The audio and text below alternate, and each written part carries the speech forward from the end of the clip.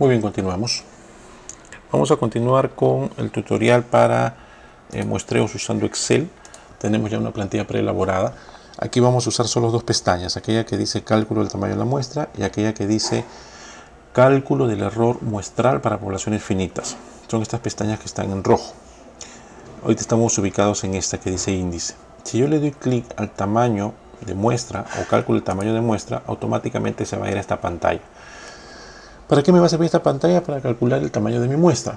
Imagínense que yo tengo una población de 1000 o de 10.000 y necesito calcular la población o la muestra con el 5% de error. Automáticamente me va a salir el valor, 370.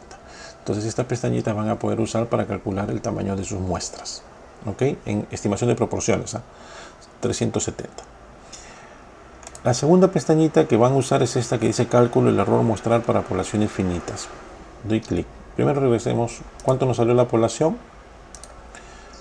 Para 10.370. Ok, ¿qué pasa si a la hora que yo empiezo a hacer el muestreo de las 10.000, de los 10.000 datos o de las 10.000 unidades de análisis de población total, no logro obtener las 370 que me pedía? Solamente logro 320. Entonces mi margen de error ya no va a ser 5%, va a ser 5.39.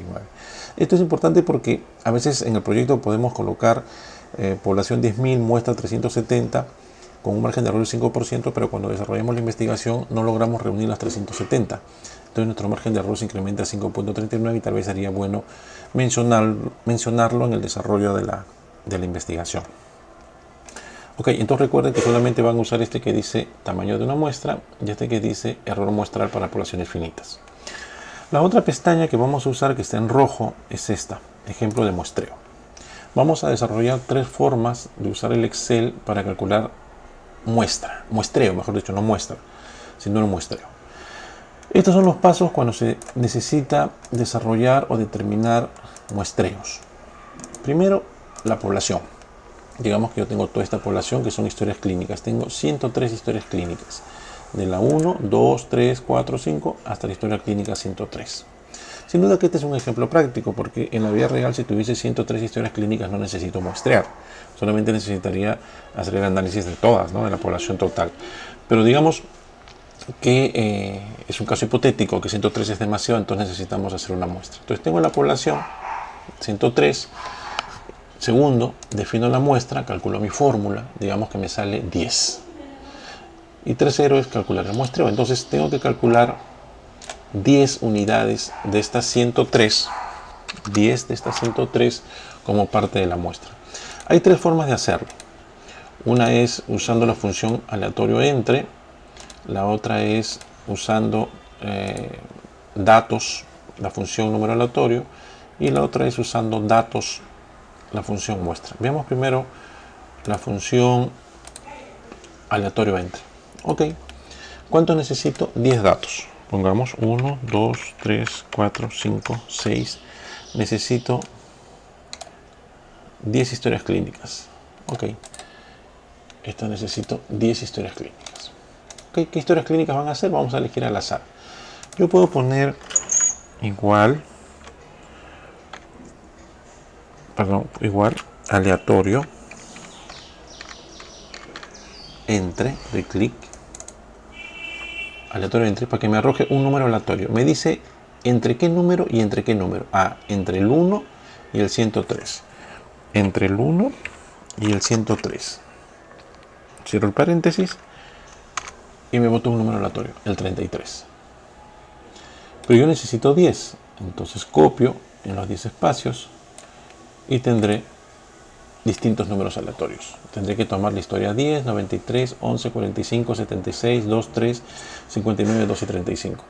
Esta es una forma de aleatorizar una población. ¿Ok? Un dato importante, una vez que se ha usado la función, esto se debe sombrear, clic derecho, cortar, me coloco nuevamente en el primero, ¿cierto? En el primero, pegar datos. Lo que pasa es que si yo no hago esta función, a ver, déjenme ver, cortar, pegar, ya, ok, para que no se muevan, porque estos datos se van a mover cada vez que demos clic. Bueno, sigamos el segundo ejemplo. Datos de números aleatorios. En este caso uso la función datos. Ingreso a datos, ingreso a análisis de datos, ingreso a la función generación de números aleatorios. Aceptar. ¿Qué cosa me dice aquí? ¿Cuántas variables son? Una, son historias clínicas. ¿Cuántos datos aleatorios necesito? 10. Una distribución uniforme. Esto es, se coloca siempre, no vayan a cambiar esto, solamente uniforme. ¿Qué números? Entre el 1 y el 130. Ok. ¿Dónde quiero que salgan los resultados? Los resultados quiero que salgan aquí. Le doy a aceptar y me arroja 10 números. Ahora estos números salen en decimales porque la máquina considera entre el 8 y 9 todas las opciones que existen, 8.1, 8.2. Entonces me voy a inicio, reduzco el número de decimales y me quedo solo con los números enteros. Entonces estos son los 10 números que se han elegido al azar, o las 10 historias clínicas. La otra forma es datos de muestra. Igual, ingreso a datos, análisis de datos, muestra.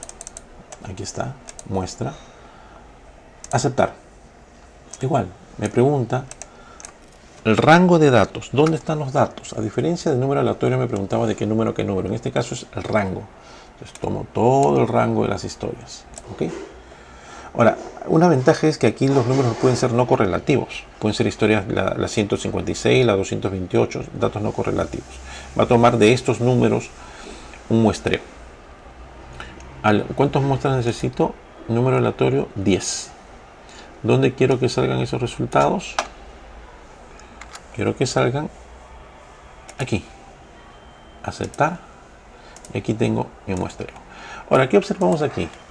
Que las tres selecciones, tanto de aleatorio como de el uso de datos para números aleatorios y el uso de datos para muestras son distintos. Eso es lo que en algún momento decíamos, que de una sola población se pueden sacar varias muestras. Yo puedo usar cualquiera de ellas indistintamente, la que me sea más práctica, la que me sea más útil en el desarrollo de mi investigación. Eso es todo. Estamos viéndonos en el siguiente tutorial.